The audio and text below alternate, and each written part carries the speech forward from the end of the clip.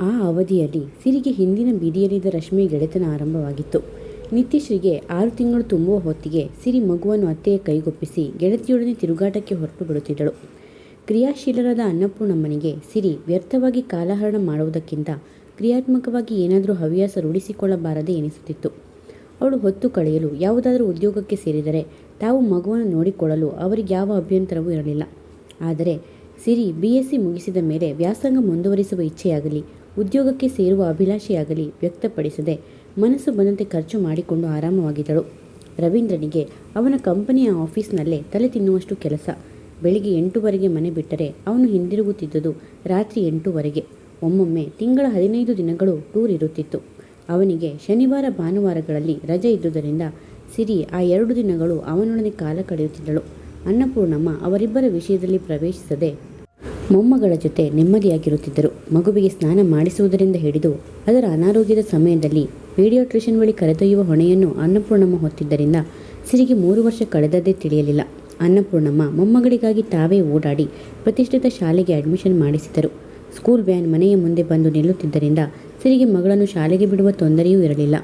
ತನ್ನ ಸುಖ ಸಂಸಾರದಲ್ಲಿ ತೇಲಾಡುತ್ತಿದ್ದ ಸಿರಿಗೆ ಗೌರಿ ತಾಯಿಯಮ್ಮನಿಗೆ ಮುಂಬೈನಿಂದ ಬಂದಾಗ ವಾಸ್ತವತೆಯ ಅರಿವಾಗಿತ್ತು.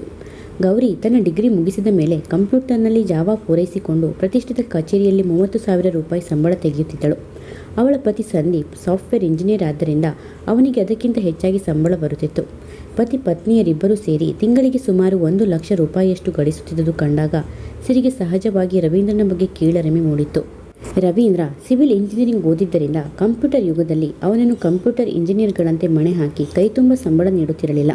ತಮ್ಮ ಆಫೀಸ್ನಲ್ಲಿ ನನಗಿಂತ ಚಿಕ್ಕವರಾದ ಕಂಪ್ಯೂಟರ್ ಇಂಜಿನಿಯರ್ಗಳು ಮನೆ ಕೊಂಡ್ಕೊಂಡಿದ್ದಾರೆ, ಇಂಪೋರ್ಟೆಡ್ ಕಾರ್ ಇಟ್ಟಿದ್ದಾರೆ. ನಾನು ಓದ್ತಿರೋ ಕಾಲದಲ್ಲಿ ಕಂಪ್ಯೂಟರ್ಗಿಷ್ಟು ಡಿಮ್ಯಾಂಡ್ ಇರಲಿಲ್ಲ ಸಿರಿ. ಇಲ್ಲಿದ್ರೆ ನಾನು ಸಾಫ್ಟ್ವೇರ್ ಟೆಕ್ನಾಲಜಿ ಕಡೆ ಹೋಗ್ತಾ ಇದ್ದೆ ಎಂದು ರವೀಂದ್ರನೇ ಒಮ್ಮೆ ಸಿರಿಯ ಮುಂದೆ ತನ್ನ ನಳಲನ್ನು ತೋಡಿಕೊಂಡಿದ್ದ.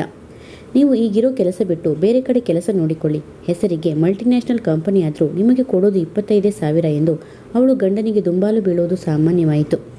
ನಮ್ಮ ಬದುಕಿನ ಸುಖ ಸಂತೋಷ ನಾನು ತರೋ 25,000 ಮೇಲೆ ಅವಲಂಬಿಸಿಲ್ಲ ಸಿರಿ. ಲೈಫ್ನಲ್ಲಿ ತೃಪ್ತಿ ಅನ್ನೋದು ಇಲ್ಲದಿದ್ದರೆ ನಾಳೆ ನಾನು 25 ಲಕ್ಷ ಸಂಪಾದಿಸಿದರೂ ನಾವು ಸುಖವಾಗಿರೋಕ್ಕಾಗಲ್ಲ. ಈಗ ನಮಗೇನು ಕಡಿಮೆಯಾಗಿದೆ? ಮೇಲ್ನೋಟದ ವೈಭವವೇ ಸುಖ ಅಂತ ಭಾವಿಸ್ತಿದೆಯಾ? ಪ್ರತಿಯೊಬ್ಬರ ಬದುಕಿನಲ್ಲೂ ಅಪ್ಸ್ ಆ್ಯಂಡ್ ಡೌನ್ಸ್ ಇರುತ್ತೆ ಗೊತ್ತಾ? ನಮಗಿರೋದರಲ್ಲಿ ನಾವು ಸಂತೃಪ್ತಿಯಿಂದ ಜೀವನ ಮಾಡಬೇಕು. ರವೀಂದ್ರನ ಉಪದೇಶ ಅವಳ ಮನಸ್ಸನ್ನು ಪ್ರವೇಶಿಸುತ್ತಿರಲಿಲ್ಲ. ಗೌರಿಯ ಮೇಲಿನ ಪೈಪೋಟಿಯಿಂದ ತಾನು ಅವಳಿಗಿಂತ ಯಾವ ವಿಧದಲ್ಲೂ ಕಡಿಮೆ ಇಲ್ಲವೆಂದು ತೋರಿಸಲು ಸಿರಿ ರವೀಂದ್ರನ ಅಕೌಂಟಿನಿಂದ ದುಡ್ಡು ಡ್ರಾ ಮಾಡಿಕೊಂಡು ಖರ್ಚು ಮಾಡುತ್ತಿದ್ದಳು. ಗೌರಿಯ ವೈಭವದ ಜೊತೆ ಸ್ಪರ್ಧಿಸುವ ಸಲುವಾಗಿ 8,000 ಕೊಟ್ಟು ಕರಿಯ ಪ್ಲೈವುಡ್ನ ದೊಡ್ಡ ಟಿವಿ ಸ್ಟ್ಯಾಂಡ್ ತಂದಾಗ ಮೊದಲ ಬಾರಿಗೆ ಅನ್ನಪೂರ್ಣಮ್ಮ ಸೊಸೆಯನ್ನು ಆಕ್ಷೇಪಿಸಿದರು. ಈಗ ಅಷ್ಟೊಂದು ದುಡ್ಡು ಕೊಟ್ಟು ಇದನ್ನು ತರೋ ಅವಶ್ಯಕತೆ ಏನಿತ್ತಮ್ಮ ಸಿರಿ? ಮೊನ್ನೆ ನಮ್ಮ ರವಿ ಫರ್ನಿಚರ್ ಹೌಸ್ನಿಂದ ಅಷ್ಟೊಳ್ಳೆ ಸೋಫಾ ಸೆಟ್ ತಂದಿದ್ದಾನೆ. ನಮ್ಮನೆ ಟಿವಿ ಸ್ಟ್ಯಾಂಡ್ ಚೆನ್ನಾಗಿಯೇ ಇದೆಯಲ್ಲ. ಸಿರಿ ಆಗ ಮೌನವಾಗಿದ್ದರು. ರವೀಂದ್ರ ಆಫೀಸ್ನಿಂದ ಬಂದ ಕೂಡಲೇ ಅವನೊಡನೆ ಜಗಳಕ್ಕಿಳಿದಳು. ನನಗೆ ಈ ಮನೆಯಲ್ಲಿ ಒಂದು ಫರ್ನಿಚರ್ ತರೋಷ್ಟು ಲಿಬರ್ಟಿ ಇಲ್ವಾ? ನಿಮ್ಮ ತಾಯಿ ಅದನ್ನು ಅಪ್ರಿಷಿಯೇಟ್ ಮಾಡೋದು ಬಿಟ್ಟು ಹೇಗೆ ಕೊಂಕು ಮಾತಾಡಿಬಿಟ್ರು? ರವೀಂದ್ರನಿಗೆ ಒಂದು ಕ್ಷಣ ಅದರ ತಲೆ ಬುಡ ಅರ್ಥವಾಗಲಿಲ್ಲ. ಅನ್ನಪೂರ್ಣಮ್ಮ ಅವನ ಬಳಿ ಸಿರಿಯ ವಿರುದ್ಧ ಯಾವ ಮಾತು ಆಡಿರಲಿಲ್ಲ. ಆದರೂ ಅವನಿಗೆ ಅವಳು ತಂದ ಪದಾರ್ಥ ವ್ಯರ್ಥವಾದುದೆಂದು ಅಭಿಪ್ರಾಯ ಉಂಟಾಗಿತ್ತು. ನಿಜ ಹೇಳಬೇಕು ಅಂದರೆ ನನಗೂ ಅದಕ್ಕೆ ಹಣ ಕೊಟ್ಟು ಪರ್ಚೇಸ್ ಮಾಡ್ತಿದ್ದೀಯಾ ಅನ್ನಿಸ್ತು. ಸಿರಿ ಅಮ್ಮ ಏನೇ ಹೇಳಿದರೂ ಅವಳ ಹತ್ರ ಹೋಗಿ ನಾನಂತೂ ಮಾತಾಡಲ್ಲ. ಯಾಕೆಂದರೆ ಅವಳು ಯಾವತ್ತೂ ನ್ಯಾಯವಾಗಿ ಹೇಳ್ತಾಳೆ. ಸಿರಿಯ ಮಗ ಅವಮಾನದಿಂದ ಕೆಂಪಗಾಯಿತು. ನ್ಯಾಯ ಅನ್ಯಾಯದ ಮಾತು ಹಾಗಿರಲಿ, ನೀವು ಗೌರಿ ಮನೆಗೆ ಹೋಗಿ ನೋಡಿದ್ದೀರಾ ರವಿ? ನೀವು ಇಂಜಿನಿಯರ್, ಸಂದೀಪ್ ಕೂಡ ಇಂಜಿನಿಯರ್. ಆದರೆ ಅವನು ಹೇಗೆ ಸಂಪಾದಿಸ್ತಾನೆ ಗೊತ್ತಾ? ಅವರ ಮನೆ ಈಗ ಮಿನಿಯೇಚರ್ ಪ್ಯಾಲೇಸ್ ಇದ್ದ ಹಾಗಿದೆ. ನಮ್ಮ ಮನೆಯಲ್ಲಿ ಒಂದು ಹೊಸ ಫರ್ನಿಚರ್ ಕೊಳ್ಳೋಕೆ ನೀವು ತಿಪ್ಪರಲಾಗ ಹಾಕಬೇಕಾ? ಸಿರಿಯ ಮಾತು ಕೇಳಿ ರವೀಂದ್ರ ಹುಬ್ಬು ಗಂಟಿಕ್ಕಿದ. ಈ ಪ್ರಪಂಚದಲ್ಲಿ ನಮಗಿಂತ ಮೇಲ್ಮಟ್ಟದವರು ಇರ್ತಾರೆ, ಕೆಳಮಟ್ಟದವರು ಇರ್ತಾರೆ. ಸಂದೀಪ್ಗೆ ನನಗೆ ಕಂಪೇರ್ ಮಾಡಬೇಡ. ನಾನು ನಿನ್ನನ್ನು ಅವಳ ಜೊತೆ ಕಂಪೇರ್ ಮಾಡಿದರೆ ನಿನಗೆ ಹೇಗೆ ಅನಿಸುತ್ತೆ? ಸಿರಿ ಅದಕ್ಕುತ್ತರಿಸದೆ ಮಂಚದ ಮೇಲುರುಳಿ ಅಳಲಾರಂಭಿಸಿದಾಗ ರವೀಂದ್ರ ಟೈ ಬಿಚ್ಚುತ್ತಾ ಗಂಭೀರವಾಗಿ ನುಡಿದ. ನೀನು ಎಳೆ ಮಗುವಲ್ಲ ಸಿರಿ. ಪ್ರೀತಿ, ವಿಶ್ವಾಸ, ಹೊಂದಾಣಿಕೆಯೇ ಮನುಷ್ಯನಿಗೆ ಅಮೂಲ್ಯವಾದ ಆಸ್ತಿ. ಅದನ್ನೆಲ್ಲ ಅಮ್ಮನ ನೋಡಿ ಕಲಿತುಕೋ. ಅವಳಲ್ಲಿರೋ ಒಳ್ಳೆ ಗುಣಗಳಲ್ಲಿ ಕಾಲು ಭಾಗದಷ್ಟಾದರೂ ನೀನು ಬೆಳೆಸ್ಕೊಂಡ್ರೆ ಉದ್ಧಾರ ಆಗ್ತೀಯ ಎಂದವನು ಅಟ್ಯಾಚ್ಡ್ ಬಾತ್ರೂಮ್ನೊಳಗೆ ಹೋಗಿ ಬಾಗಿಲು ಹಾಕಿಕೊಂಡಾಗ ಸಿರಿ ಮೂಗು ಮುರಿದಳು. ಮಮ್ಮಾಸ್ ಬಾಯ್ ಗೆಟ್ ಲಾಸ್ಟ್. ರವೀಂದ್ರ ಕಾಫಿ ಕುಡಿದು ಸಿರಿಯ ಮುನಿಸನ್ನು ಲೆಕ್ಕಿಸದೆ ಬೀರುವಿನಲ್ಲಿದ್ದ ಶರ್ಟುಗಳನ್ನು ಸೂಟ್ಕೇಸಿಗೆ ಹಾಕುತ್ತಾ ಕುಳಿತಾಗ ಅವನ ಕೋಪದ ಪರಮಾವಧಿ ಇದೆಂದು ಅವಳಿಗೆ ಅರಿವಾಯಿತು. ರಾತ್ರಿ ಊಟ ಮಾಡುವಾಗ ರವೀಂದ್ರ ಅವಳೆದುರಿಗೆ ತಾಯಿಗೆ ಹೇಳುತ್ತಿದ್ದುದು ಕೇಳಿಸಿತು. ಅಮ್ಮ, ನಾನು ನಾಳೆ ಹೈದರಾಬಾದಿಗೆ ಫ್ಲೈ ಮಾಡ್ತಿದ್ದೀನಿ. ಬರೋದು 3 ದಿನಗಳಾಗಬಹುದು. ಸಿರಿ ಅದನ್ನು ಕೇಳಿಯೂ ಕೇಳದಂತಿದ್ದಳು. ನಿತ್ಯಂಗೂ ಈಗ ದಸರಾ ರಜೆಗಳು ಶುರುವಾಗುತ್ತಲ್ಲ. ರವಿ ಪಾಪ, ಸಿರಿಗೂ ಮನೆಯಲ್ಲಿ ನೀನಿಲ್ಲದಿದ್ದರೆ ಹೋದರೆ ಬೇಜಾರು. ಅವರಿಬ್ಬರನ್ನು ಕರ್ಕೊಂಡು ಹೋಗಬಾರದಾ ಎಂದ ಅನ್ನಪೂರ್ಣಮ್ಮನ ಮುಖವನ್ನೇ ಸಿರಿ ಪರೀಕ್ಷಿಸುವಂತೆ ನೋಡಿದಳು. ಅವರ ಮುಖದಲ್ಲಿ ಯಾವ ಕುಹಕವೂ ಇಲ್ಲದೆ ನಿರ್ಮಲವಾಗಿತ್ತು. ಸ್ವಲ್ಪ ಹೊತ್ತಿಗೆ ಮುಂಚೆ ತನ್ನ ಮೇಲೆ ಅಸಮಾಧಾನ ವ್ಯಕ್ತಪಡಿಸಿದ ಅತ್ತೆ ಇವರೇನಾ ಎಂದು ಅವಳಿಗೆ ಆಶ್ಚರ್ಯವಾಯಿತು. ಅಮ್ಮ, ನಾನು ಆಫೀಸ್ ಕೆಲಸದ ಮೇಲೆ ಟೂರಿಗೆ ಹೋಗ್ತಾ ಇರೋದು. ಹಾಗೆಲ್ಲ ಹೆಂಡತಿ ಮಕ್ಕಳು ಕರ್ಕೊಂಡು ಹೋಗೋಕ್ಕಾಗಲ್ಲ. ಈ ಸಲ ಸಮ್ಮರ್ ಹಾಲಿಡೇಸ್ ಬರಲಿ, ನೀನು ಬಾ, ಎಲ್ಲ ಒಟ್ಟಿಗೆ ನೈನಿತಾಳಿಗೆ ಹೋಗೋಣ, ರವೀಂದ್ರ ಹೇಳಿದಾಗ ಸಿರಿ ಮುಖ ಧುಮ್ಮಿಸಿಕೊಂಡಳು. ತಾಯಿಗೆ ಒಬ್ಬನೇ ಮಗನಾಗಿ ಅವರ ಸತತ ಒಡನಾಟದ ಕಾರಣದಿಂದ ರವೀಂದ್ರ ಅನ್ನಪೂರ್ಣಮ್ಮನಿಗೆ ನಿಷ್ಠೆಯ ಮಗನಾಗಿದ್ದ. ತಾನು ಸಿರಿಯೊಡನೆ ಎಲ್ಲೇ ಹೊರಟರೂ ಮರೆಯದೆ ಅಮ್ಮ ನಮ್ಮ ಜೊತೆ ನೀನು ಬಾ ಎಂದು ಕರೆಯುತ್ತಿದ್ದ. ಅತ್ತೆ ತಮ್ಮ ಜೊತೆ ಬಂದು ಬಿಡುತ್ತಾರೆಂಬ ಅಂಜಿಕೆಯಿಂದ ಸಿರಿ ಬಾಯಿ ತೆರೆದು ಅವರನ್ನು ಆಹ್ವಾನಿಸುತ್ತಿರಲಿಲ್ಲ. ಅನ್ನಪೂರ್ಣಮ್ಮ ಇಂಗಿತಜ್ಞೆ. ಅವರು ನಕ್ಕು, ನನಗೆ ಕಾಲು ನೋವು ಬರುತ್ತೆ ರವಿ, ಅಷ್ಟೊಂದು ಓಡಾಡೋಕ್ಕಾಗಲ್ಲ, ನೀವಿಬ್ಬರು ಹೋಗಿ ಬನ್ನಿ ಎಂದು ಜಾರಿಕೊಳ್ಳುತ್ತಿದ್ದರು. ಅವರ ಉತ್ತಮ ಸಂಸ್ಕಾರ ಕಂಡಾಗಲೆಲ್ಲ ಸಿರಿಗೆ ಇತ್ತೀಚೆಗೆ ಅವರ ಬಗ್ಗೆ ಅಸಹನೆ ಜಾಸ್ತಿ ಆಗುತ್ತಿತ್ತು. ಅವರಲ್ಲಿ ಯಾವ ಕುಹಕವೂ ಇಲ್ಲದಿರುವುದರಿಂದಲೇ ರವೀಂದ್ರ ತಾಯಿಯನ್ನು ಹೆಚ್ಚು ಹೆಚ್ಚಾಗಿ ಗೌರವಿಸುತ್ತಾನೆಂದು ಅವಳಿಗೆ ತಿಳಿದಿತ್ತು. ತನ್ನ ಪತಿಯ ಪರಿಪೂರ್ಣ ಪ್ರೀತಿಯನ್ನು ಪಡೆಯಲಾರದೆ ಅದನ್ನು ಅತ್ತೆಯೊಡನೆ ಹಂಚಿಕೊಳ್ಳುವ ಸಂದರ್ಭದಲ್ಲಿ ಅವಳಿಗೆ ಮೈಮೇಲೆ ಮುಳ್ಳುಗಳೇಳುತ್ತಿದ್ದವು. ರವೀಂದ್ರ ಮೊದಲ ಪ್ರಾಧಾನ್ಯತೆ ತಾಯಿಗೆ ಕೊಡುತ್ತಿದ್ದ. ಯಾವುದೇ ಸಮಾಚಾರವನ್ನು ತಾಯಿಗೆ ಹೇಳಿ ನಂತರ ಸಿರಿಗೆ ತಲುಪಿಸುತ್ತಿದ್ದ. ಇದೆಂಥ ಸರ್ಪ್ರೈಸ್ ನ್ಯೂಸ್, ನಿಮ್ಮ ತಾಯಿಗೆ ನೀವು ಹೇಳಿದ್ದನ್ನು ನಾನು ಆಗಲೇ ಕೇಳಿಸಿಕೊಂಡಿದ್ದೆ ಎಂದು ಸಿರಿ ಎಷ್ಟೋ ಬಾರಿ ಮುನಿಯುತ್ತಿದ್ದುದುಂಟು. ಗೌರಿಯ ಪತಿ ಸಂದೀಪ್ ಅದಕ್ಕೆ ತದ್ವಿರುದ್ಧ. ಅವನ ತಾಯಿಯ ಜೋರಿನ ಸ್ವಭಾವದವರಾದ್ದರಿಂದ ಅವನು ಸದಾ ಗೌರಿಯನ್ನು ಅವರಿಂದ ಸಂರಕ್ಷಿಸುತ್ತಿದ್ದ. ಅಮ್ಮ, ನೀನು ಸುಮ್ಮನಿರು, ನನ್ನ ಹೆಂಡ್ತಿನ ಏನು ಅನ್ಬೇಡ, ನಮ್ಮ ವಿಷಯದಲ್ಲಿ ತಲೆ ಹಾಕಬೇಡ ಎಂದು ದಂಗೆ ಏಳುವ ಅವನ ಸ್ವಭಾವವನ್ನು ಗೌರಿ ಹಲವು ಬಾರಿ ಅಕ್ಕನ ಬಳಿ ಹೇಳಿಕೊಂಡಿದ್ದಳು. ಸಂದೀಪ್ ಯಾವಾಗಲೂ ನನ್ನನ್ನು ಸೇಫ್ ಗಾರ್ಡ್ ಮಾಡ್ತಾ ಇರೋದರಿಂದ ನಾನು ನಮ್ಮತ್ತೆ ಜೊತೆ ಒಂದೇ ರೂಫ್ ಕೆಳಗೆ ಬಾಳ್ತಿದ್ದೀನಿ. ಇಲ್ಲಿದ್ರೆ I would have gone nuts. ಸಂದೀಪ್ನಂತೆ ರವೀಂದ್ರನು ಸದಾ ತನ್ನನ್ನು ನೆರಳಿನಂತೆ ಕಾಯಬಾರದೆ ಎಂದು ಸಿರಿಯ ಮನಸ್ಸು ಹಂಬಲಿಸುತ್ತಿತ್ತು. ಎರಡೂ ಕೈ ಸೇರಿದರೆ ಚಪ್ಪಾಳೆ. ಗಾಳಿಯಲ್ಲಿ ಒಂದೇ ಕೈ ಬೀಸುತ್ತಿರುವಾಗ ಚಪ್ಪಾಳೆಯ ಸದ್ದಿಗಾಗಿ ಹುಡುಕುವಂತಿತ್ತು ಅವಳ ಮನೋಭಾವ. ಅನ್ನಪೂರ್ಣಮ್ಮ ಸಿರಿಗೆ ತಾಯಿಯಂತೆ ಮಮತೆ ತೋರುತ್ತಿದ್ದರು. ಅವರ ಮಾತಿನ ವಿರುದ್ಧ ನಡೆಯುವುದು ಅಕ್ಷಮ್ಯ ಅಪರಾಧವೆಂಬಂತೆ ರವೀಂದ್ರ ವರ್ತಿಸುತ್ತಿದ್ದ. ಎಷ್ಟೋ ಬಾರಿ ಅತ್ತೆಯೊಡನೆ ಕಾಳಗಕ್ಕಿಳಿಯಲು ಪ್ರಯತ್ನಿಸಿ ಸೋಲುತ್ತಿದ್ದಳು. ಅನ್ನಪೂರ್ಣಮ್ಮನ ವ್ಯಕ್ತಿತ್ವ ಬೆಟ್ಟದಷ್ಟು ಅಗಾಧ ಅಚಲ. ಅದನ್ನು ಕೈಯಿಂದ ನೂಕಿ ಅಲುಗಾಡಿಸಲು ಸಾಧ್ಯವಾಗುತ್ತಿರಲಿಲ್ಲ. ಪತಿಯ ಹೃದಯ ಮಂದಿರದಲ್ಲಿ ಅವನ ತಾಯಿಯೊಂದಿಗೆ ಜಾಗ ಹಂಚಿಕೊಳ್ಳಲು ಅವಳ ಮನಸ್ಸು ಪ್ರತಿಭಟಿಸುತ್ತಿತ್ತು. ಅವನ ಸಂಪೂರ್ಣ ಗಮನ ತನ್ನೆಡೆಗೆ ಹರಿದಿಲ್ಲವೆಂಬ ಅಸಹನೆ ದಿನದಿನಕ್ಕೆ ಅವಳನ್ನು ಆವರಿಸುತ್ತಿತ್ತು. ರವೀಂದ್ರ ಸಿರಿಯ ಮೇಲಿನ ಕೋಪದಿಂದಲೇ ಅವಳಿಗೆ ಒಂದು ಮಾತು ಹೇಳದೆ ಏರ್ಪೋರ್ಟಿಗೆ ಹೊರಟಾಗ ಅವಳಿಗೆ ಕೋಪ ಪರಾಜಯದಿಂದ ಅಳು ಉಕ್ಕಿ ಬಂದಿತ್ತು. ಸರಿ, ಕಾಂಪ್ಲೆಕ್ಸ್ ಹತ್ರ ಹ್ಯಾಂಡ್ಲೂಮ್ ಸೇಲ್ ಬಂದಿದೆಯಂತೆ, ಬಾ, ಬೇಕಿದ್ರೆ ನೋಡ್ಕೊಂಡು ಬರೋಣ. ಅವಳ ಕಳೆಗುಂದಿದ ಮುಖ ನೋಡಲಾರದೆ ಅನ್ನಪೂರ್ಣಮ್ಮ ಹೇಳಿದಾಗ ಸಿರಿ ಮೊಟಕಾಗಿ, ನನಗೆ ತಲೆ ನೋಯ್ತಿದೆ, ಮಲಗಿರ್ತೀನಿ ಎಂದು ರೂಮಿಗೆ ಹೋಗಿ ಮುಸುಕು ಬೀರಿ ಮಲಗಿಬಿಟ್ಟಳು. ಸೊಸೆಗೇಕೋ ಮೂಡ್ ಕೆಟ್ಟಿದೆ ಎಂದು ಊಹಿಸಿದ ಅನ್ನಪೂರ್ಣಮ್ಮ ತಾವೊಬ್ಬರೇ ಲೈಬ್ರರಿಗೆ ಹೊರಟರು. ಸಿರಿ ನಿತ್ಯ ಕಾಂಪೌಂಡಿನಲ್ಲಿ ಫ್ರೆಂಡ್ಸ್ ಜೊತೆ ಆಟ ಆಡ್ತಿದ್ದಾಳೆ, ಸ್ವಲ್ಪ ಗಮನ ಇರಲಿ, ನಾನು ಲೈಬ್ರರಿಗೆ ಹೋಗಿ ಬರ್ತೀನಿ. ಸಿರಿ ಅವರಿಗೆ ಉತ್ತರಿಸಲಿಲ್ಲ. ಒಮ್ಮೊಮ್ಮೆ ಅವಳ ಅಸಹನೆಯ ವರ್ತನೆಗೆ ಅವರು ಬೇಸರಗೊಳ್ಳುತ್ತಿದ್ದರು. ಆದರೆ ಅದನ್ನೇ ಪ್ರಧಾನವಾಗಿರಿಸಿ ಎಂದೂ ರವೀಂದ್ರನ ಮುಂದೆ ಪ್ರಸ್ತಾಪ ಮಾಡುತ್ತಿರಲಿಲ್ಲ. ತನಗೊಬ್ಬ ಮುಂಗೋಪದ ಮಗಳಿದ್ದಿದ್ದರೆ ತಾನು ಹೊಂದಿಕೊಳ್ಳುತ್ತಿರಲಿಲ್ಲವೇ? ಸಿರಿಯು ತನ್ನ ಮಗಳಂತೆ ಅವಳ ಸ್ವಭಾವದೊಡನೆ ತಾವೇ ರಾಜಿ ಮಾಡಿಕೊಂಡರಾಯಿತು ಎಂದು ಸಾವರಿಸಿಕೊಂಡು ಬಿಡುತ್ತಿದ್ದರು. ನಿತ್ಯಾಳ ಗೆಳತಿಯರ ಆಟದ ಗಲಭೆಯಿಂದ ಸಿರಿಗೆ ರೂಮಿನಲ್ಲಿ ಮಲಗಿರಲಾಗಲಿಲ್ಲ. ಅವಳ ಕತೆ ಪುಸ್ತಕವನ್ನು ಹಿಡಿದು ಮುಂಬಾಗಿಲ ಬಳಿ ಪೋರ್ಟಿಕೋದಲ್ಲಿ ಬಂದು ಕುಳಿತಳು. 2 ನಿಮಿಷ ಕಳೆಯುವಷ್ಟರಲ್ಲಿ ಇದ್ದಕ್ಕಿದ್ದಂತೆ ಮಕ್ಕಳಲ್ಲಿ ಜಗಳ ಪ್ರಾರಂಭವಾಗಿತ್ತು. ಮಮ್ಮಿ, ಇವಳು ಔಟ್ ಆದರೂ ಮೋಸ ಅಂತಿದ್ದಾಳೆ, ಆಟಕ್ಕೆ ಬರಲ್ವಂತೆ ನೋಡು ಮಮ್ಮಿ, ನಿತ್ಯ ಕೂಗಿದಾಗ ಸಿರಿ ತನ್ನ ಯೋಚನೆಗಳನ್ನು ಕೊಡವಿಕೊಂಡು ಎದ್ದು ಬಂದಳು. ಎಲ್ಲರೂ ಜಗಳ ಆಡದೆ ಆಟ ಆಡಿಕೊಳ್ಳಬೇಕು. ನಿತ್ಯ, ನೀನು ತುಂಬ ಅನ್ಸ್ಪೋರ್ಟಿವ್ ಕಣೆ, ಸುಮ್ಮನೆ ನಿನ್ನ ಫ್ರೆಂಡ್ಸ್ ಮೇಲೆ ದಬ್ಬಾಳಿಕೆ ಮಾಡ್ತೀಯಾ? ನೀನಿಷ್ಟು ಜಗಳಗಂಟಿ ಆದರೆ ನಾಳೆಯಿಂದ ಯಾರೂ ನಿನ್ನ ಜೊತೆ ಆಡೋಕ್ಕೆ ಬರಲ್ಲ ಅಷ್ಟೇ ಎಂದು ಮಗಳನ್ನು ಗದರುತ್ತಿದ್ದಾಗ ಗೇಟಿನ ಬಳಿ ಎಕ್ಸ್ಕ್ಯೂಸ್ ಮೀ ಎಂಬ ಇನಿದನೆ ಕೇಳಿ ಸಿರಿ ಆಶ್ಚರ್ಯದಿಂದ ತಿರುಗಿದಳು. ನೋಡಲು ಚೆಲುವೆ ಎನ್ನಲಾಗದಿದ್ದರೂ ಬೆಲೆ ಬಾಳುವ ಆಧುನಿಕ ಉಡುಗೆಗಳನ್ನು ಆಕರ್ಷಕವಾಗಿ ಕಾಣುತ್ತಿದ್ದ ಯುವತಿಯನ್ನು ಕಂಡಾಗ ಸಿರಿ ಮೆತ್ತಗಾದಳು. ಎಸ್, ಯಾರು ನೀವು? ಏನು ಬೇಕಾಗಿತ್ತು? ನನ್ನ ಹೆಸರು ಮೈತ್ರಿ. ನಾನು 2 ದಿನಗಳ ಕೆಳಗೆ ಈ ರಸ್ತೆಗೆ ಬಂದಿದ್ದು. ನಿಮ್ಮನೆ ಎದುರಿಗೆ ನಾವಿರೋದು. ರೀಸೆಂಟಾಗಿ ಶಿಫ್ಟ್ ಆಗಿರೋದರಿಂದ ನನ್ನ ಮಗಳಿಗೆ ಯಾರೂ ಫ್ರೆಂಡ್ಸ್ ಇಲ್ಲ. If you have no objection, ನಿಮ್ಮನೆ ಮಕ್ಕಳ ಜೊತೆ ಆಟ ಆಡೋಕ್ಕೆ ನನ್ನ ಮಗಳನ್ನು ಕಳಿಸ್ಲಾ? ಅವಳು ನಯವಾಗಿ ಕೇಳಿದಾಗ ಸಿರಿ ನಸು ನಕ್ಕಳು. ಬೈ ಆಲ್ ಮೀನ್ಸ್, ನಮ್ಮನೆ ಕಾಂಪೌಂಡ್ ದೊಡ್ಡದಾಗಿರೋದರಿಂದ ಈ ರೋಡಿನ ಮಕ್ಕಳಿಗೆಲ್ಲ ಇದೇ ಪ್ಲೇ ಗ್ರೌಂಡ್. ಯಾರಾದರೂ ಬಂದು ಆಟ ಆಡಬಹುದು. ಆದರೆ ನನ್ನ ಮಗಳು ಬಜಾರಿ. ಇವತ್ತಿರೋ ಫ್ರೆಂಡ್ಸ್ನ ನಾಳೆ ಜಗಳ ಮಾಡಿಕೊಂಡು ಕಳಿಸಿಬಿಡ್ತಾಳೆ. ನಿಮ್ಮ ಮಗಳು ಅವಳಷ್ಟೇ ಟಫ್ ಆಗಿದ್ರೆ ಇಲ್ಲಿ ಗೆಟ್ ಅಲಾಂಗ್ ಆಗಬಹುದು. ಮಕ್ಕಳ ಮನಸ್ಸು ಬೆಣ್ಣೆಯಂತೆ. ಇವತ್ತು ಜಗಳ ಆಡಿದ್ರು ನಾಳೆ ಒಂದಾಗ್ತಾರೆ. ಅದಕ್ಕೆಲ್ಲ ನಾನು ಇಂಟರ್ಫಿಯರ್ ಆಗಲ್ಲ. ಮುಖ್ಯವಾಗಿ ನನ್ನ ಮಗಳಿಗೆ ಕಂಪಾನಿಯನ್ ಬೇಕು. ಪ್ರಕೃತಿ, ಬಾಯಿಲಿ. ಮೈತ್ರಿ ಕರೆದಾಗ ಎದುರು ಮನೆಯಿಂದ ಅಚ್ಚ ಹಳದಿ ಬಣ್ಣದ ಮಿನಿ ಫ್ರಾಕ್ ಧರಿಸಿದ ಬೆಣ್ಣೆ ಮುದ್ದೆಯಂತಿದ್ದ ಹುಡುಗಿ ಓಡಿ ಬಂದಳು. ಅವಳು ಅಲ್ಲಿಂದ ಓಡಿ ಬಂದಿದ್ದಕ್ಕೆ ದುಂಡು ಗೆನ್ನೆಯಲ್ಲಿ ಕೆಂಪು ಇಣುಕುತ್ತಿತ್ತು.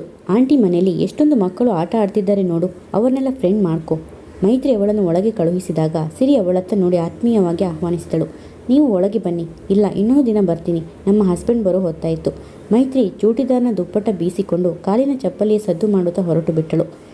ನಿತ್ಯ, ನಿನ್ನ ಹೊಸ ಫ್ರೆಂಡ್ ಜೊತೆ ಜಗಳ ಆಡದೆ ಆಟ ಆಡ್ಕೊ. ಸಿರಿ ಮಗಳಿಗೆ ಆಜ್ಞಾಪಿಸಿ ಮತ್ತೆ ತನ್ನ ಪುಸ್ತಕ ಲೋಕದಲ್ಲಿ ತೇಲಿ ಹೋದಳು.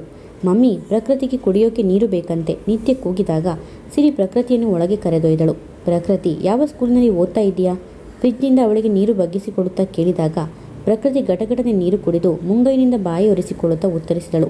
ಸೇಕ್ರೆಡ್ ಹಾರ್ಟ್ಸ್ ಜೂನಿಯರ್ 1 ಓದ್ತಾ ಇದ್ದೀನಿ. ಅವಳ ಹಾಲುಗೆಂಪಿನ ಮೈಬಣ್ಣ, ಅಗಲವಾಗಿದ್ದ ಪ್ರಖರ ಕಣ್ಣು ಕಪ್ಪುಗಳನ್ನು ನೋಡಿ ಹುಡುಗಿ ತುಂಬ ಮುದ್ದಾಗಿದ್ದಾಳೆ ಎಂದುಕೊಂಡಳು ಸಿರಿ. ನೀನು ಹೇಗೆ ಸ್ಕೂಲಿಗೆ ಹೋಗ್ತೀಯಾ? ನಮ್ಮ ಡ್ಯಾಡಿ ಆ ಮನೇಲಿದ್ದಾಗ ಕಾರ್ನಲ್ಲಿ ಡ್ರಾಪ್ ಮಾಡ್ತಿದ್ರು. ಈಗ ಡ್ರೈವರ್ನೂ ಅಪಾಯಿಂಟ್ ಮಾಡಿದ್ದಾರೆ. ನಾಳೆಯಿಂದ ನಾನು ನನ್ನ ಬ್ಲೂ ಕಾರ್ನಲ್ಲೇ ಸ್ಕೂಲಿಗೆ ಹೋಗ್ತೀನಿ.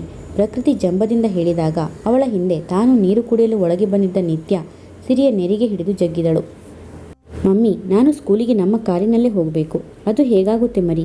ಅಪ್ಪ ಆಫೀಸಿಗೆ ಕಾರು ತಗೊಂಡು ಹೋಗ್ತಾರಲ್ಲ. ಸಿರಿ ಮಗಳ ಮುಂಗುರುಳು ನೇವರಿಸಿದಳು. ಓಹೋ, ನಿಮ್ಮನೇಲಿ ಕಾರಿದೆಯಾ? ಯಾವ ಕಾರು? ಪ್ರಕೃತಿ ಕೇಳಿದ ಪ್ರಶ್ನೆಗೆ ಸಿರಿ ದಿಗ್ಭ್ರಾಂತಳಾದಳು. ನಮ್ಮದು ಮಾರುತಿ 800, ಬಿಳಿ ಬಣ್ಣದ್ದು. ನಿತ್ಯ ಉತ್ತರಿಸಿದಾಗ ಪ್ರಕೃತಿ ಭುಜ ಒದರಿ ನಕ್ಕಳು. Is it? ನಮ್ಮ ಡ್ಯಾಡಿ ಹತ್ರ 2 ಇಂಪೋರ್ಟೆಡ್ ಕಾರುಗಳಿವೆ. ಆದರೂ ನನಗೋಸ್ಕರ ಒಂದು ಸೆಲ್ಲೋ ತೆಗೆದುಕೊಟ್ಟಿದ್ದಾರೆ ಗೊತ್ತಾ? ನಿತ್ಯಳ ಮುಖ ಪೆಚ್ಚಾಯಿತು. ಮುಗ್ಧ ವಯಸ್ಸಿನಲ್ಲೂ ಅಂತಸ್ತಿನ ತಾರತಮ್ಯ ತೋರುವ ಈ ಹುಡುಗಿಯ ಮಾತಿಗೆ ನಗಬೇಕೋ ಕೋಪಗೊಳ್ಳಬೇಕೋ ಸಿರಿಗೆ ತಿಳಿಯಲಿಲ್ಲ. ಪ್ರಕೃತಿ ಆಟವಾಡಿ ಹೋದ ಮೇಲೂ ನಿತ್ಯ ಅವಳದೇ ಗುಂಗಿನಲ್ಲಿದ್ದಳು. ಮಮ್ಮಿ, ಪ್ರಕೃತಿ ಹತ್ರ ಕಂಪ್ಯೂಟರ್ ಇದೆಯಂತೆ. ಅದರಲ್ಲಿ ಕಾರ್ಟೂನ್ ನೋಡ್ತಾಳಂತೆ, ಗೇಮ್ಸ್ ಆಡ್ತಾಳಂತೆ. ಅವಳದೇ ಒಂದು ದೊಡ್ಡ ಟಾಯ್ಸ್ ಇರೋ ರೂಮ್ ಇದೆಯಂತೆ. ನನ್ನನ್ನು ನಾಳೆ ಅವಳ ಮನೆಗೆ ಆಟಕ್ಕೆ ಕರೆದಿದ್ದಾಳೆ. ಹೋಗ್ಲಾ ಮಮ್ಮಿ? ಹ್ಞೂ. ಸಿರಿ ಅನ್ಯ ಮನಸ್ಕಳಾಗಿ ಮಗಳಿಗೆ ಅನ್ನ ತಿನ್ನಿಸುತ್ತಾ ನೋಡಿದಾಗ ಅನ್ನಪೂರ್ಣಮ್ಮ ಪ್ರಶ್ನಾರ್ಥಕವಾಗಿ ನೋಡಿದರು. ಯಾರ ಮನೆ ಹುಡುಗಿ ಹೇಳು? ಮೊನ್ನೆ ನಮ್ಮ ಎದುರು ಬಂಗಲೆ ಕೊಂಡ್ಕೊಂಡಿದ್ದಾರಲ್ಲ ಅವರ? ಹೌದಮ್ಮ. ನಿಮಗೆ ಅವರ ಪರಿಚಯ ಇದೆಯಾ? ಸಿರಿ ಕುತೂಹಲದಿಂದ ಪ್ರಶ್ನಿಸಿದಳು. ಪರಿಚಯ ಏನಿಲ್ಲ, ಆದರೆ ನೀರಜಮ್ಮ ಅವರ ಪಕ್ಕದ ಮನೆಯಲ್ಲಿದ್ದಾರಲ್ಲ, ಯಾರೋ ಅನಿಕೇತನ್ ಅಂತ ಎಲೆಕ್ಟ್ರಾನಿಕ್ ಗ್ಯಾಡ್ಜೆಟ್ ಶೋರೂಮ್ ಇಟ್ಕೊಂಡಿದ್ದಾರಂತೆ. ಅವರದೇ ದೊಡ್ಡ ರಿಯಲ್ ಎಸ್ಟೇಟ್ ಬಿಸ್ನೆಸ್ ಕೂಡ ಇದೆಯಂತೆ. ಅಲ್ಲದೆ ಆತ ಆಗರ್ಭ ಶ್ರೀಮಂತ. ಇರೋ ಒಬ್ಬ ಮಗಳಿಗೆ ಎಲ್ಲ ವೈಭವ ಕೊಟ್ಟಿದ್ದಾರೆ. ನಿನ್ನೆ ಅವರ ಹೆಂಡತಿ ಮೈತ್ರಿ ಅಂತ ನನ್ನನ್ನು ಬಾಯಿ ತುಂಬ ಮಾತಾಡಿಸಿದ್ದು. ಅಷ್ಟು ಸಿರಿವಂತಿಕೆ ಇದ್ರೂ ಚೂರು ದುರಹಂಕಾರ ಇಲ್ಲ. ಅವಳೇ ತನ್ನ ಮಗಳನ್ನ ನಮ್ಮನೆಗೆ ಆಟಕ್ಕೆ ಕಳಿಸ್ತೀನಿ ಅಂತ ನನ್ನ ಹತ್ರ ಹೇಳಿದ್ಲು. ಅನ್ನಪೂರ್ಣಮ್ಮ ಮುಂದೇನು ಹೇಳುತ್ತಿದ್ದರೋ ಸಿರಿಯ ಕಿವಿಗೆ ಬೀಳಲಿಲ್ಲ. ಅನಿಕೇತನ್ ಆ ಹೆಸರು ಕೇಳಿದೊಡನೆ ಅವಳ ಕೈಗಳು ಸ್ತಬ್ಧವಾದವು. ಮನಸ್ಸು ಉದ್ವಿಗ್ನಗೊಂಡಿತು. ರವೀಂದ್ರ ಹೈದರಾಬಾದ್ನಿಂದ ರಾತ್ರಿ STD ಕಾಲ್ ಮಾಡಿದಾಗ ಸಿರಿ ಅನ್ಯಮನಸ್ಕಳಾಗಿ ರಿಸೀವರ್ ಎತ್ತಿಕೊಂಡು ಅವನೊಡನೆ ಮಾತಾಡಿದಳು. ಹಲೋ, ನಿಜವಾಗ್ಲೂ ನೀನು ಸಿರಿ ಮಾತಾಡ್ತಿದೀಯಾ? ನನ್ನ ಮೇಲಿನ ಕೋಪ ಇಷ್ಟು ಬೇಗ ಹೊರಟು ಹೋಯ್ತಾ? ನಾನು ಹಿಂದಿರುಗಿ ಬರೋವರೆಗೂ ನಿನ್ನ ಟ್ಯಾಂಟ್ರಮ್ಸ್ ಮುಂದುವರಿಸ್ತೀಯಾ ಅಂದ್ಕೊಂಡಿದ್ದೆ, ರವೀಂದ್ರ ನಗುತ್ತಾ ಹೇಳಿದಾಗ ಸಿರಿ ಹಾರ್ದಿಕತೆ ತೋರದೆ ಮೊಟಕಾಗಿ ಗಾಳಿಗೆ ಗುದ್ದಿ ಕೈ ನೋಯಿಸ್ಕೊಂಡ ಹಾಗೆ, ನಿಮ್ಮ ಮೇಲೆ ಕೋಪ ಮಾಡಿಕೊಂಡ್ರೆ ನನಗೇನು ಪ್ರಯೋಜನ?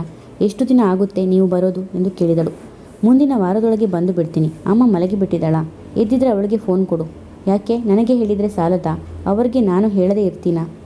ಸಂಹೌ ನನಗೆ ಅಮ್ಮನ ಜೊತೆ ಮಾತಾಡಿದರೆ ಸಮಾಧಾನ. ಸಿರಿ ಅತ್ತೆಯ ರೂಮಿನ ಮುಚ್ಚಿದ ಬಾಗಿಲ ಕಡೆ ನೋಡಿ, ಅಮ್ಮ ಮಲಗಿಬಿಟ್ಟಿದ್ದಾರೆ, ನೀವು ಫೋನ್ ಮಾಡಿದ್ದೀರಿ ಅಂತ ಹೇಳಿ ಎಬ್ಬಿಸಲಾ ಎಂದು ಬೇಕಂತಲೇ ಕೇಳಿದಾಗ ರವೀಂದ್ರ ಗಡಿಬಿಡಿಯಿಂದ ಬೇಡ ಬೇಡ, ನಿದ್ದೆ ಮಾಡ್ತಿದ್ರೆ ಡಿಸ್ಟರ್ಬ್ ಮಾಡಬೇಡ. ನಾಳೆ ನಾನು ಮತ್ತೆ ಕಾಲ್ ಮಾಡಿದಾಗ ಅವಳ ಜೊತೆ ಮಾತಾಡ್ತೀನಿ. ಗಿವ್ ಮೈ ಲವ್ ಟು ನಿತ್ಯ. ಅವಳು ಮಲಗಿಬಿಟ್ಲಾ? ಹ್ಞೂ, ನನಗೆ ಯಾಕೋ ನಿದ್ದೆ ಬಂದಿಲ್ಲ. ರವಿ, ಮನಸ್ಸೆಲ್ಲ ಒಂಥರ ಕದಡಿ ಹೋಗಿದೆ. ನನ್ನನ್ನು ನೀವ್ಯಾರೂ ಅರ್ಥ ಮಾಡಿಕೊಳ್ಳಲ್ಲ ಅಂತ ನನಗೆಷ್ಟು ಬೇಜಾರಾಗುತ್ತೆ ಗೊತ್ತಾ? ಸಿರಿ ಕೆನ್ನೆಯುಬ್ಬಿಸಿ ಗೊಣಗಿದಾಗ ರವೀಂದ್ರ ಅವಾಂತರಗೊಂಡು, ಕಾಲ್ ಪ್ರೋಲಾಂಗ್ ಮಾಡೋದು ಬೇಡ ಸಿರಿ, ಸುಮ್ಮನೆ ತಲೆ ಕೆಡಿಸಿಕೊಳ್ಳದೆ ನಿದ್ದೆ ಮಾಡು, ಗುಡ್ ನೈಟ್ ಎಂದು ಫೋನ್ನ ಸಂಪರ್ಕ ಕಡಿದ. ಗಂಡನ ಮೇಲಿನ ಕೋಪದಿಂದ ಅವಳ ಕಣ್ಣಿಗೆ ಬೇಗ ನಿದ್ದೆ ಹತ್ತಲಿಲ್ಲ. ಬೆಳಿಗ್ಗೆ ಅವಳಿಗೆ ಎಚ್ಚರವಾದಾಗ ಗಡಿಯಾರ 7 ಗಂಟೆ ಹೊಡೆದಿತ್ತು. ಅನ್ನಪೂರ್ಣಮ್ಮ ನಿತ್ಯಾಳಿಗೆ ಆಗಲೇ ಸ್ನಾನ ಮಾಡಿಸಿ ಅವಳ ಕ್ಯಾರಿಯರ್ಗೆ ತಿಂಡಿ ಹಾಕುತ್ತಿದ್ದರು.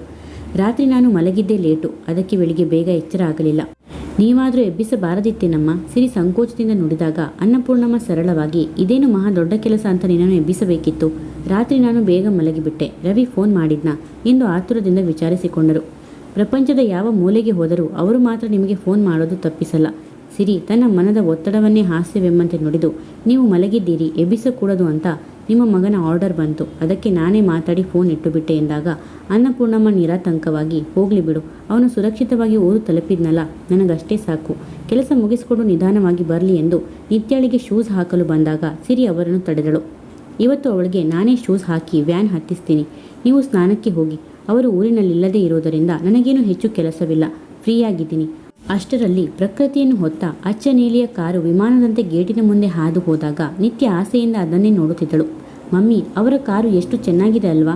ಹ್ಞೂ, ಚೆನ್ನಾಗಿದೆ. ಸಿರಿ ಅನ್ಯಮನಸ್ಕಳಾಗಿ ಹೇಳುತ್ತಿರುವಂತೆ ನಿತ್ಯಾಳ ಶಾಲೆಯ ವ್ಯಾನ್ ಬಂದಿದ್ದರಿಂದ ಮಗಳನ್ನು ಹತ್ತಿಸಿ ಅವಳಿಗೆ ಕೈ ಬೀಸುತ್ತಿದ್ದಾಗ ಸ್ಟೀಲ್ ಗ್ರೇ ಬಣ್ಣದ ಕಾರಿನಿಂದ ಎದುರು ಮನೆಯ ಗೇಟಿನ ಬಳಿ ಇಳಿದ ವ್ಯಕ್ತಿಯನ್ನು ಕಂಡು ಸ್ತಂಭೀಭೂತಳಾಗಿ ಹಾಗೆ ನಿಂತುಬಿಟ್ಟಳು. ಬಿಳಿ ಬಣ್ಣದ ಶಾರ್ಟ್ಸ್, ಟೀ ಶರ್ಟ್ ಧರಿಸಿ ಕೈಯಲ್ಲಿ ಟೆನ್ನಿಸ್ ರಾಕೆಟ್ ಹಿಡಿದಿದ್ದ ಅವನು ಕಣ್ಣು ಕಿರಿದಾಗಿಸಿ ಅವಳತ್ತ ನೋಡಿದ. ಹೇ, ನೀನು ಸಿರಿ ವಿ ರಾವ್ ತಾನೆ? ನಾನು ಯಾರು ಅಂತ ಗೊತ್ತಾಯ್ತಾ? Can you recognise me? ಅದೇ ಸ್ನೇಹಪರ ವರ್ತನೆ, ಸಾಂಕ್ರಾಮಿಕ ನಗು, ಲವಲವಿಕೆಯ ಮಾತುಕತೆ ಅವಳ ಹೃದಯದಲ್ಲಿ ನೆನಪಾಗಿ ಕುಳಿತಿತ್ತು. Hello Aniketan, how can I forget you? ನಿನ್ನನ್ನು ನಾನು ರೆಕಗ್ನೈಸ್ ಮಾಡಲಾರೆನಾ? ಸಿರಿ ಪ್ರಯಾಸದಿಂದ ನಕ್ಕಾಗ ಅನಿಕೇತನ್ ಕಣ್ಣರಳಿಸಿ ಅವಳ ಮನೆಯತ್ತ ನೋಡಿದ.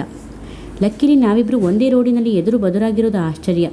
So how are you? ಹೇಗಿದ್ದೀಯಾ ಸಿರಿ? ಅವನ ಕಣ್ಣೋಟದ ತೀಕ್ಷ್ಣತೆ ಎದುರಿಸಲಾರದೆ ಸಿರಿ ತಲೆ ತಗ್ಗಿಸಿ ನಕ್ಕಳು. ಚೆನ್ನಾಗಿದ್ದೀನಿ, ನೀನು ಹೇಗಿದ್ದೀಯಾ? ಆ ಪ್ರಶ್ನೆ ಕೇಳೋದೇ ಬೇಕಿಲ್ಲ ಬಿಡು, ನಿನ್ನನ್ನು ನೋಡಿದ್ರೇನೆ ಗೊತ್ತಾಗುತ್ತೆ. ಅನಿಕೇತನ್ ಭುಜ ಒದರಿ ತಲೆ ಎತ್ತಿ ತನ್ನ ನಗು ಸೇರಿಸಿದ. ನನ್ನ ಸ್ವಭಾವ ನಿನಗೆ ಗೊತ್ತೇ ಇದೆ. I am always happy. ನಿನ್ನೆ ಮೈತ್ರಿ ನಿಮ್ಮ ಮನೆಗೆ ಬಂದಿದ್ಲಂತೆ, ನೀನು ಮೀಟ್ ಮಾಡಿರಬೇಕಲ್ಲ? ಹೌದು, ಶೀ ಈಸ್ ವೆರಿ ಫ್ರೆಂಡ್ಲಿ. ಆಗಾಗ ನಮ್ಮ ಮನೆಗೆ ಬರೋಕ್ಕೆ ಹೇಳು, ನನಗೂ ಒಂದೊಂದು ಸಲ ಒಬ್ಬಳೇ ಬೋರ್ ಆಗುತ್ತೆ. ಆವತ್ತು ಮನಸ್ಸು ಮಾಡಿದರೆ ನೀನು ಈಗ ಅವಳ ಜಾಗದಲ್ಲಿ ಇರ್ತಿದ್ದೆ. ಅನಿಕೇತನ್ ಮೆಲ್ಲನೆ ನುಡಿದು ಅವಳ ಅಂಗೈ ಅದುಮಿ ಮತ್ತೆ ಅವಳತ್ತ ತಿರುಗಿ ನೋಡದೆ ಮನೆಯತ್ತ ನಡೆದ. ಅವನ ಸ್ಪರ್ಶವಾದ ಜಾಗವನ್ನೇ ನೋಡಿಕೊಳ್ಳುತ್ತಾ ಸಿರಿ ಎಷ್ಟು ಹೊತ್ತು ಹಾಗೆ ನಿಂತಿದ್ದಳು. ಪ್ರಿಯ ವೀಕ್ಷಕರೇ, ಈ ಕಥೆ ನಿಮಗೆ ಇಷ್ಟವಾದರೆ ಒಂದು ಲೈಕ್ ಮಾಡಿ, ಕಮೆಂಟ್ಸ್ ಮಾಡಿ, ಶೇರ್ ಮಾಡಿ, ಸಬ್ಸ್ಕ್ರೈಬ್ ಮಾಡಿ ಮತ್ತು ಬೆಲ್ ಐಕಾನ್ ಕ್ಲಿಕ್ ಮಾಡಿ. ಇದರಿಂದ ನನ್ನ ಎಲ್ಲ ವಿಡಿಯೋಗಳ ನೋಟಿಫಿಕೇಷನ್ ನಿಮಗೆ ಬೇಗನೆ ತಲುಪುತ್ತದೆ. ಕಥೆ ಕೇಳಿದ್ದಕ್ಕೆ ಧನ್ಯವಾದಗಳು.